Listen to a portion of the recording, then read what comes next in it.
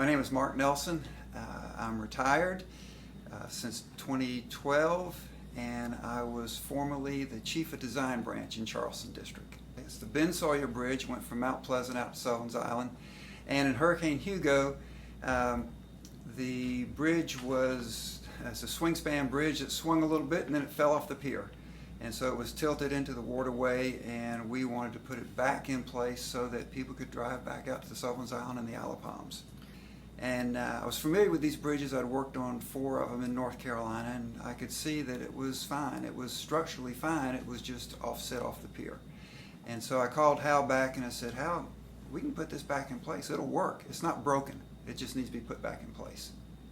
I had friends and family that lived out there. There was no Isle of Palms connector, so I knew people who couldn't go home, who couldn't go see what was left of their homes. And so I had an interest in that.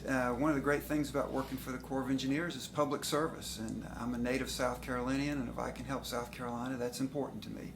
And this was a chance to do that. The coordination with other parts of the district, other people in the district, Jim Henderson doing cost estimates, Kevin Stubblebine doing project management work, contracting, working with me on writing the contracts. It was, and you have to remember, everybody that was in the office at that time working on projects had left their home and their families in some degree of disarray.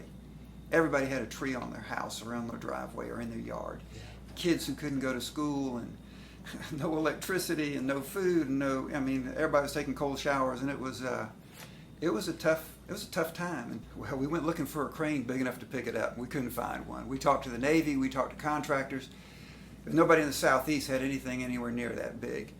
The contractor who got the job to do it came up with the idea, I don't have to lift the span, I just need to tilt it. And it's much easier picking up half of it and tilting it than picking the whole thing up.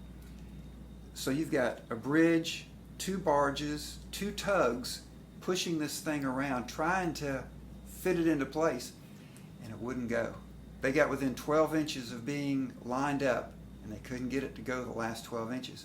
The moment that hit me was when we were 12 inches away from having it in place, and we couldn't get it that last 12 inches. And the barges were, the tugs were jumping and dancing and trying their best, and the bridge is bouncing, and it just won't go. And I'm standing there, and it's right in front of me, and I wanted to reach out and just grab it, and I actually reached out and grabbed it and tried to pull. Well, it's a 1,000,000-pound bridge. I'm not going to pull it, but I just wanted so bad for it to be in place and be done. And it took 12 more hours before we could get there.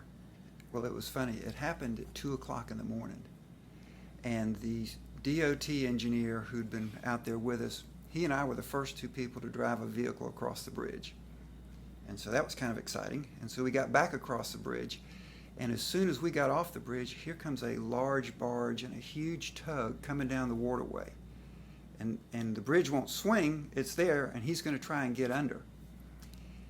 And he's dropping antennas, and he's dropping equipment, and he comes under the bridge, and he misses it by about 6 inches. And I'm talking to the state guy, and we're laughing, and I'm saying, you know, he could have knocked it right back in the water again, and nobody would have known we had it fixed, because it's 2 o'clock in the morning, there's no pictures, and it could have all we'd have started all over again. It was very satisfying to know that people were going to go home and find out what they faced and what they could do about it. Corps people step up, do what needs to be done, and get it done. And the focus is there. There's no politics in it. There's no, I'm trying to get credit for what happened. I've been on teams with people from all over the country, different districts, different places. You show up at one place and work gets done. And it's a great testament to the Corps of Engineers and the kind of people that work here.